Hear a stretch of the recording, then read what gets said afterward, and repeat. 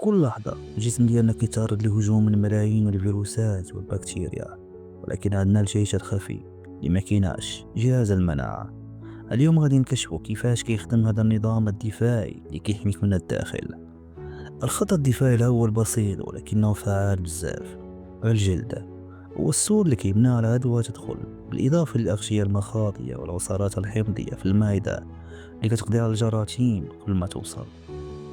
إذا نشحات الجراثيم في المرور كيخدم الخط الثاني، هذه هي البلعومية، الخلية اللي الدور ديالها هو الأكل.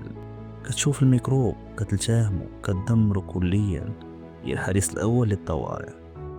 ملي كتجرح كيوقع التهاب، هادشي ماشي غير ألم، هو رد فعل مناعي. الأوعية الدموية كتوسع باش كتجيب أكبر عدد ديال الجنود المناعية، خلايا الدم البيضاء لمنطقة الهجوم باش تبدا المعركة.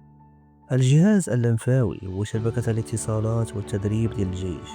السعي اللمفاوي كينقل الخلايا داخل العقد اللمفاوية، يتم تصفية الميكروبات وكتدرب الخلايا المناعية باش تعرف العدو مزيان. دابا كنوصلو الخط الدفاعي المتخصص، هذه الخلايا البائية بي سيلز كتعرف العدو المستضد وكتبدا تصنع السلاح الفتاك، الأجسام المضادة. شوفوا قوة الأجسام المضادة، هي بحال قفل ومفتاح، كتشد في الفيروسات والبكتيريا، كتحيد لها القدرة على الهجوم، كتعلمها باش تشيل البلعميات وتدمرها نهائيا. الخلايا التائية القاتلة أي كيلر سيلز هي القناصة ديال الجسم. هذا الخلايا كتقلب على الخلايا ديالنا اللي تهي الضربات بالفيروس وكتدمرها مباشرة قبل ما ينتشر الفيروس. نجاح المناعة هو الذاكرة، خلايا الذاكرة كتبقى في ترقب لسنوات.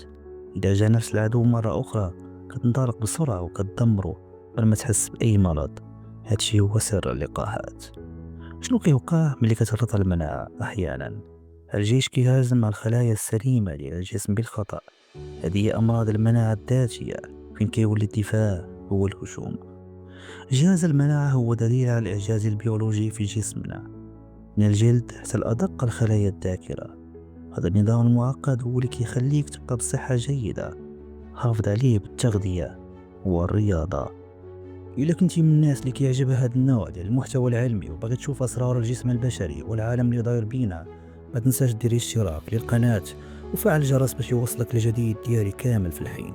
شكرا لكم بزاف على المشاهدة والدعم. إلى اللقاء.